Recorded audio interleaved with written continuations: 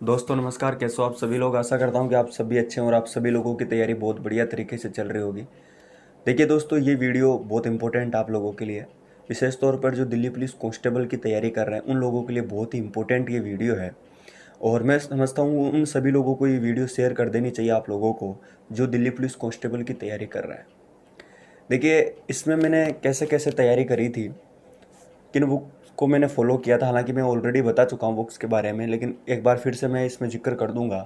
कितने घंटे में पढ़ता था और किस तरीके से मेरा टाइम टेबल होता था, सारी चीज़ें मैं आपको इस वीडियो के माध्यम से बताऊंगा। जब जाके मेरे ओवरऑल 100 में से इतने नंबर आपके जो आपको दिख रहे होंगे थंबनेल पे, इतने सारे मार्क्स आए थे। तो इसके लिए मैंने कितने घंटे पढ़ाई करी, किस हिसाब से तैयारी करी, सब कुछ मैं आपको स्टेप बाय स्टेप बताता चला जाऊंगा। तो आप इस वीडियो को बिल्कुल भी स्किप नहीं करना है, पूरा समझना है, देखना है, और कहीं ना कहीं ये चीज़ें आपको भी अपनी स्टडी में फॉलो करनी चाहिए, उन टिप्स को अपनाना चाहिए ताकि आपको भी बेनिफिट मिले। दूसरी चीज़ देखिए, आपको फेसबुक पेज और टेलीग्राम जो है उन दोनों का लिंक डिस्क्रिप्शन में, आप उनको ज़रूर फॉलो करिए। देखिए, कुछ दिन बाद में मैं आपको कुछ करंट अफेयर्स या कुछ इंपॉर्टेंट फॉर्मूलेज वगैरह आपको प्रोवाइड करवाऊंगा इन्हीं दोनों प्लेटफॉर्म पे। आप इन दोनों को ज़रूर ज्वाइन करिए, आपके लिए ज़्यादा बेनिफिट रहेगा। और आप मेरे से पर्सनली बात कर सकते हैं, तो आप टेलीग्राम को उसको सॉरी इंस्टाग्राम को ज़रूर फॉलो करिए। आपके सवाल जितने भी हैं आप वहाँ पे पूछ सकते हैं, फेसबुक पेज पे भी आप पूछ सकते हैं, दोनों पे मैं रिप्लाई दे रहा हूँ।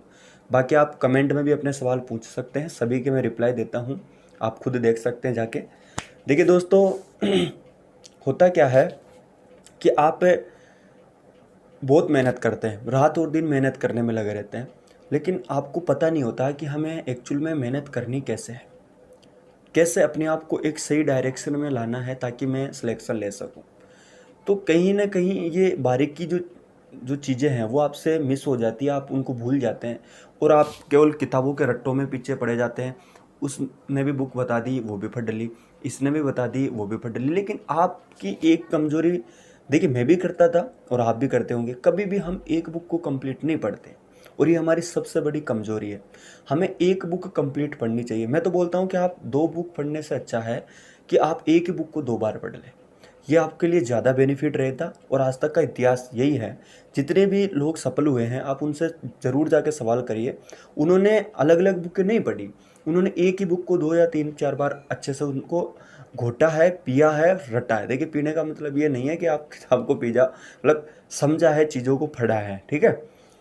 तो देखिए, मेरी रणनीति बताने से पहले आपको पता होगा मेरे 100 में से 78 नंबर थे, इसमें एक दो नंबर मेरे और आ जाते, और मैंने अपेक्षा भी करी, बट क्या हुआ कि टाइम की वजह से, आपको पता है 90 मिनट में 100 क्वेश्चन सोल्व करने होते हैं, तो टाइम की वजह से मैं दो तीन क्वेश्चन जीके के तरीके से नहीं कर पाया।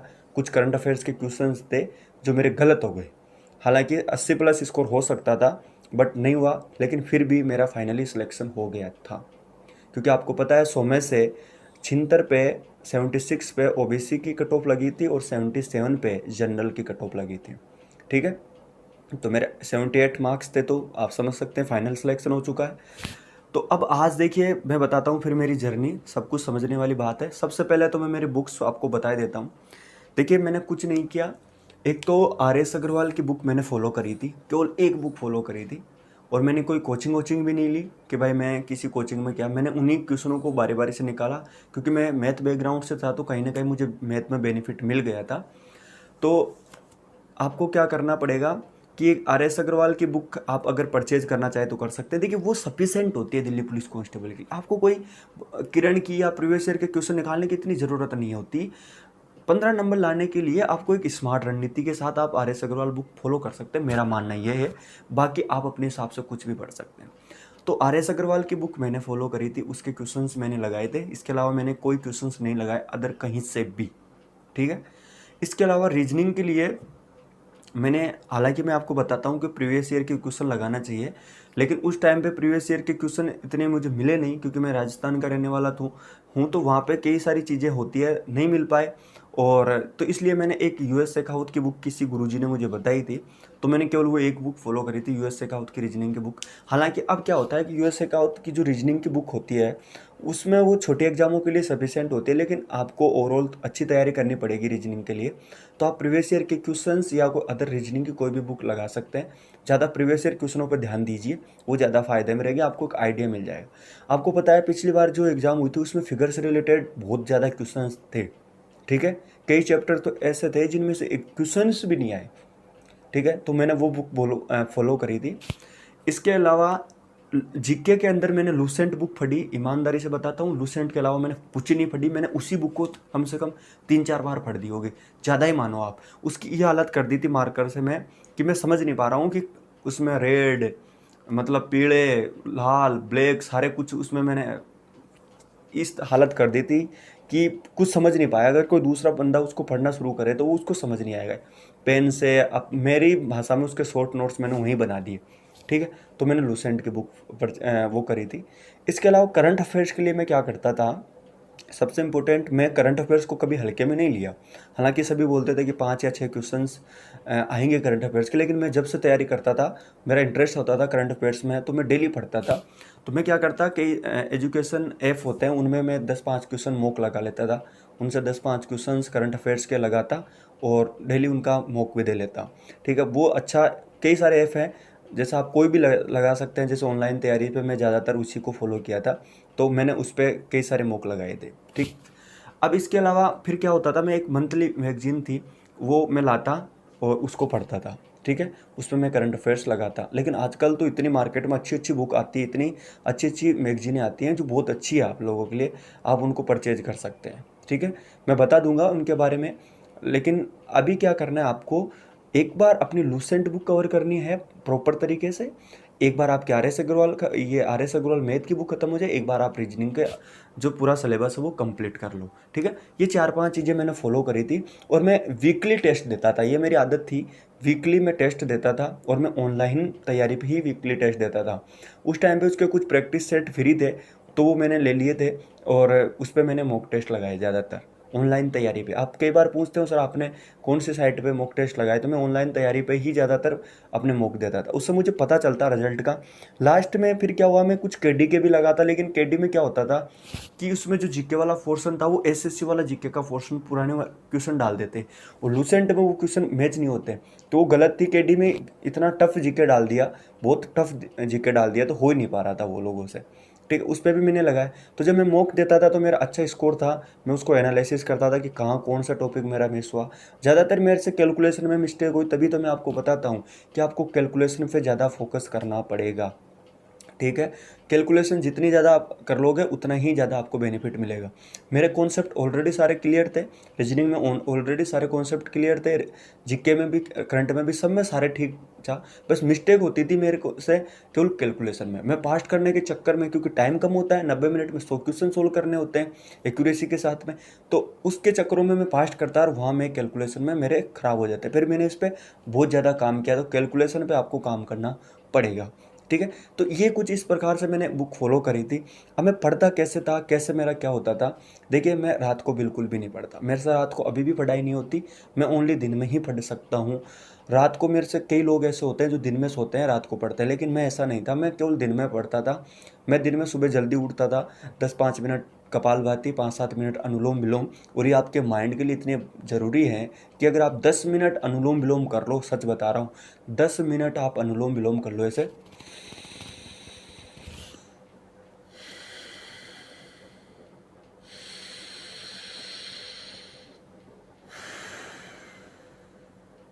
इतना ज़बरदस्त है, माइंड एकदम शांत हो जाएगा आपको, और आप जो भी चीज़ पढ़ेंगे आपको तुरंत याद हो जाएगा। कई बोलते हैं ना जी हमें तो याद नहीं होता, हम तो सारी चीज़ें भूल जाते हैं, ये कर लो ये हो जाएगा। फिर मैं कपालभाति ये 2 चीज़ करता, थोड़ी रनिंग मार लेता और उठ के सुबह पढ़ना शुरू कर देता।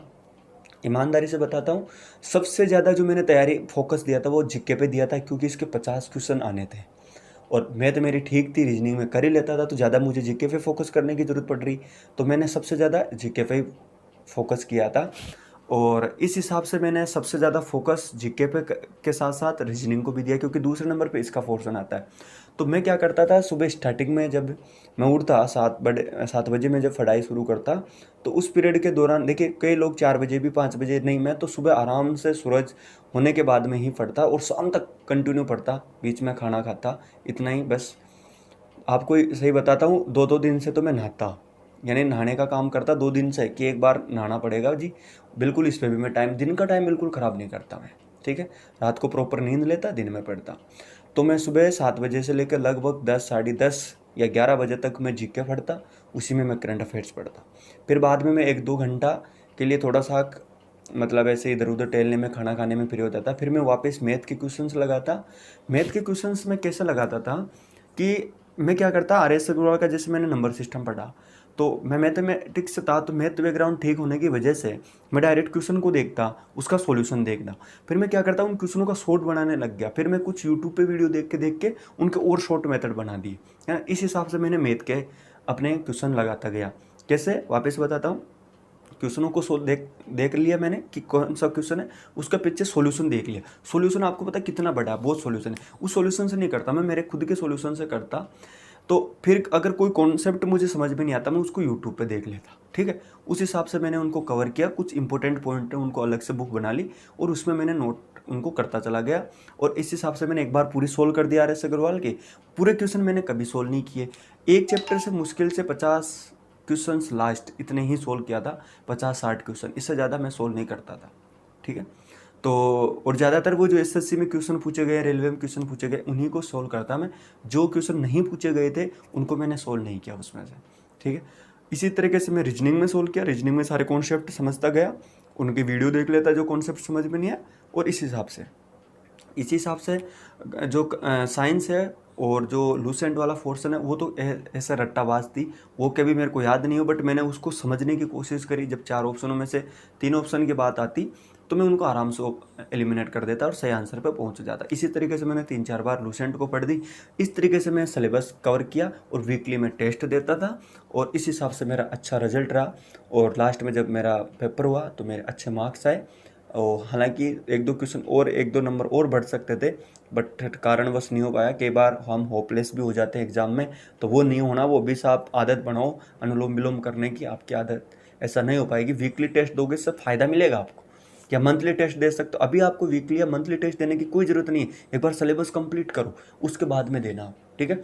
फिर जैसे जैसे आप एनालिसिस करोगे ना, तो आपको पता चल जाएगा कौन से टॉपिक वीक है, कौन से कॉन्सेप्ट मेरे वीक हैं, कहाँ रीजनिंग वीक हो रही है, कहाँ मैथ वीक हो रही है। इस हिसाब से करोगे तो आराम से डेफिनेट आपको बहुत अच्छा रिजल्ट मिलेगा। और उम्मीद करता हूँ कि आपको आपका रिजल्ट बहुत अच्छा चला जाएगा अगर आप इन चीज़ों को तरीके से अप्लाई करते हैं तो। देखिए, ये ज़रूरी नहीं है कि रात हर दिन पढ़ते रहो, केवल दिन में पढ़ो, रात को प्रॉपर नींद लो। अगर आप दिन में नहीं पढ़ पाते तो रात को पढ़ो, दिन में सो। लेकिन एक बार तरीके से 7-8 घंटा जो है मैं आराम से निकालता। देखिए, 7-8 घंटा आप लगा लीजिए, 4 घंटा मैं इसको पढ़ता, 2 घंटा मैं इसको मैथ को पढ़ता, 1-1.5 घंटा मैं इसको आपके जो रीजनिंग है, क्योंकि इतना ही होता है, 3 सब्जेक्ट होते हैं मोस्टली इसमें। और अब की बार इसमें कंप्यूटर और जुड़ गया, तो आपको कंप्यूटर पर भी अलग से 2-2.5 घंटे देने पड़ेंगे। क्यों? क्योंकि रीजनिंग जो कंप्यूटर एक बार 2-2.5 घंटे देके सिलेबस कंप्लीट कर लोगे, फिर रिवीजन में आप आधा पौन घंटे में इसका करते चले जाओगे। तो कहीं ना कहीं अब की बार आपको 10-11 घंटे पढ़ाई करने की ज़रूरत है। एज भी बढ़ा दी गई है, वैकेंसी भी काफ़ी टाइम बाद में आएगी, तो आप समझ सकते हैं कि कितना कंपटीशन हो सकता है।